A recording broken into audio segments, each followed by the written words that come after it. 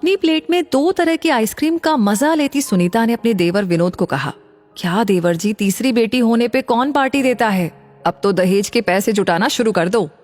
अपनी भाभी की प्लेट को देख हंसते हुए विनोद ने कहा, अरे भाभी, आप क्यों चिंता करती हैं? घर में खुशी आई थी तो सबके साथ बांट लिया, और फिर बेटियां तो अपना भाग्य लेकर आती है। अपने देवर की बात सुनकर सुनीता मुस्कुरा के रह गई, जबकि असल में दिल खुशी से झूम रहा था देवर के घर तीसरी बेटी का जन्म जो हुआ था। खुद सुनीता के 2 बेटे थे और इस बात का खूब घमंड रखती। 2-3 दिन में सारे मेहमान चले गए। अब घर पे थे तो विनोद, रुचि और तीनों बेटियां, मानवी, अंकिता और तीसरी बेटी जिसका नाम सबने प्रीति रखा। समय अपनी रफ्तार से चल रहा था। बच्चियां एक से बढ़कर एक थी, चाहे पढ़ाई हो या घर में माँ की मदद करना। घर की दीवारें बेटियों की बनाई खूबसूरत पेंटिंग से सजती और अलमारियां उनके जीते हुए मेडल और ट्रॉफी से। तीनों बेटियों की किलकारी और हंसी से विनोद और रुचि का घर गुलजार रहता। सुनीता कोई भी मौका नहीं छोड़ती रुचि को एहसास दिलाने का कि वो बेटियों की माँ है। देख रुचि, चाहे जितने इनाम जीत ले ये लड़कियां, पर दहेज तो फिर भी लगेगा। जोड़ना शुरू किया कि नहीं? रुचि अपनी जेठानी की बातों से जब घबरा जाती तब विनोद समझाता, बेटियां अपना भाग्य लेकर आई है रुचि, हमें तो बस उन्हें सही राह दिखानी है। फिर देखना, किसी भी बेटे वालों से कम नहीं है हमारी बेटियां। जब कोई पूछता कि विनोद जी, कब तक आप किराए के मकान में रहेंगे, अपना घर क्यों नहीं बनवाते? हंसकर विनोद कहता, जब मेरी बच्चियां कुछ बन जाएगी तो समझो मेरा मकान भी बन जाएगा। फिलहाल तो मुझे मेरी बच्चियों का भविष्य बनाना है। समय अपनी गति से बढ़ता गया। रुचि और विनोद की तपस्या रंग लाई। मानवी की बैंक में नौकरी लग गई, अंकिता सीए करके जॉब में आ गई और प्रीति इंजीनियरिंग करके दिल्ली में जॉब करने चली गई। बड़ी मम्मी कल माँ पापा की एनिवर्सरी की एक छोटी सी पार्टी रखी है, आप सब समय से आ जाना। मानवी ने अपनी बड़ी मम्मी सुनीता को फोन करके पार्टी का इनविटेशन दे दिया। सारी तैयारियां तीनों बहनों ने बहुत ही मन से की थी। शहर के सबसे अच्छे होटल में पार्टी हॉल बुक था।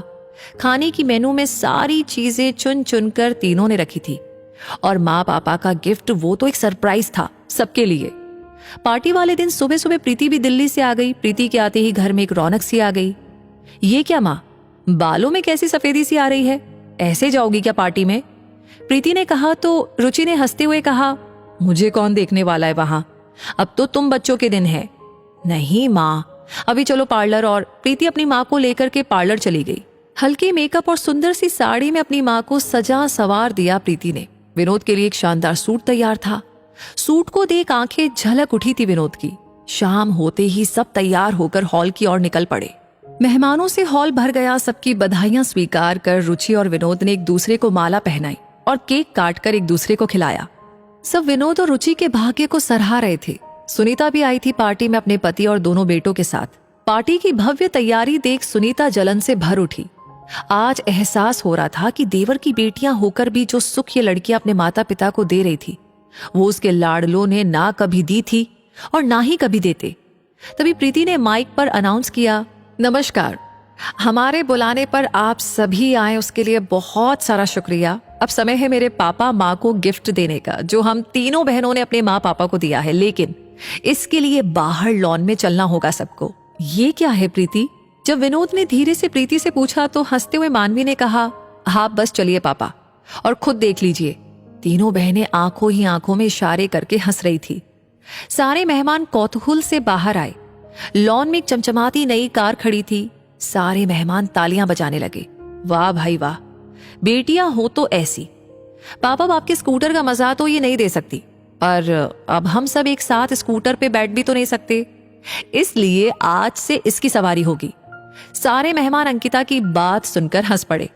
रुचि और विनोद की आंखों में खुशी के आंसू थे और सिर गर्व से ऊंचा था। सबने बहुत सारी बधाइयां दी और पार्टी का आनंद उठाया। सुनीता भी गई बधाई देने। बधाई हो देवर जी, बेटियों ने नई गाड़ी दी, और क्या चाहिए? सच कहा भाभी, और क्या चाहिए मुझे जब ऐसे बच्चे हो तो। मैंने कहा था ना कि बेटियां खुद अपना भाग्य बनाती है। यहाँ तो इन तीनों ने मेरा भाग्य भी बदल दिया। देखिए तो कैसे मुझे स्कूटर से उठाकर कार में बिठा दिया। अपने देवर की बात सुन सुनीता ने अपने नालायक जवान बेटों को देखा, जो आइसक्रीम के मजे लेने में बिजी थे। आज बेटों की मां होने का दंभ टूट गया था सुनीता का। बेटियां किसी बेटे से कम नहीं होती, बस थोड़ा प्यार और साथ हो तो बेटियां वो कर जाती है जो कई बेटे वालों के भाग्य में भी नहीं होता। वैसे इस कहानी को सुनकर के आप कहीं खो गए हैं, वापस आइए और जरा बताइए कि कहानी के बारे में आपकी राय क्या है, आप क्या कहना चाहते हैं। साथ ही साथ इसे शेयर करना बिल्कुल ना भूलें और हमेशा ऐसे नोटिफिकेशंस आपको मिलते रहे स्टोरीज के, उसके लिए हमारे पेज को फॉलो कर लीजिए। मिलेंगे जल्दी ही, तब तक के लिए धन्यवाद।